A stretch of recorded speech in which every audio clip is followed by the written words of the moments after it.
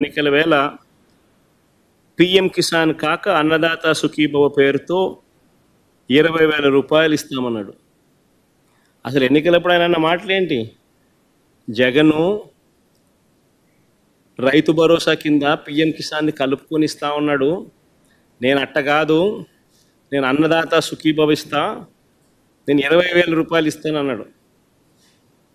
PM Kisan కాక అన్నదాత సుఖీభవ 20,000 ఇస్తా అన్నట్టుగా ప్రతి మీటింగ్లోనూ నమ్మబలికాడు. మరి పిఎం కిసాన్ కింద పక్కన పెడితే అన్నదాత సుఖీభవకు సంబంధించి 53,58,266 మంది రైతులు ఉన్నారు.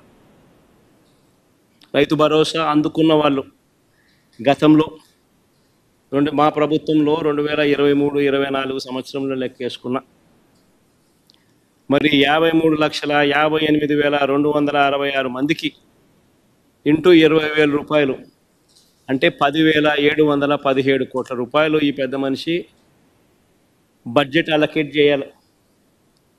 మొట్టమొదటి బడ్జెట్లో గత ఏడాది 1000 కోట్లు అలాట్ చేశాడు అన్నదాత సుఖీభవ అనే ప్రోగ్రాం. పోయేదేముంది, ఎలాగో ఇచ్చేది లేదు సచ్చేది లేదు కదా అని చెప్పి 1000 కోట్లు అలాట్ చేశాడు, ఎగరగొట్టేశాడు.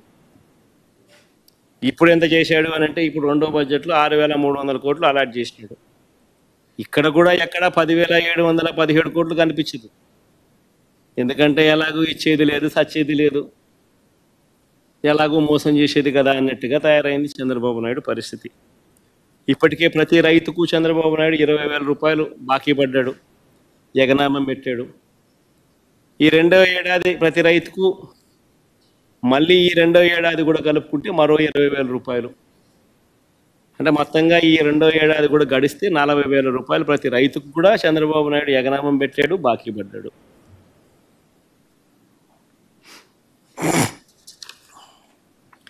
చంద్రబాబు నాయుడు ఇలా రైతులకు మోసం చేయడం అనేది కొత్త కాదు.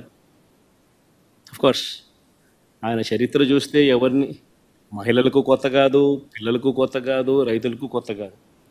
కానీ రైతులకు సంబంధించి ప్రత్యేకంగా చెప్పాలని అంటే నీళ్ళ ఎలక్షన్స్ కన్నా ముందు ఎలక్షన్స్ ఒకసారి గమనిస్తే 87,612 కోట్ల రూపాయల రైతుల రుణాలు, వ్యవసాయ రైతుల రుణాలు మాఫీ చేస్తానని చెప్పి హామీ ఇచ్చి, బ్యాంకుల్లో పెట్టిన బంగారం విడిపిస్తాను అని చెప్పి హామీ ఇచ్చి, చివరికి 87,612 కోట్ల రూపాయలకు గాను కనీసం వడ్డీలకు కూడా సరిపోని విధంగా తన 5 సంవత్సరాల అప్పటి పాలనలో కేవలం 15,000 కోట్ల రూపాయలు మాత్రమే విడల్చి చేతులు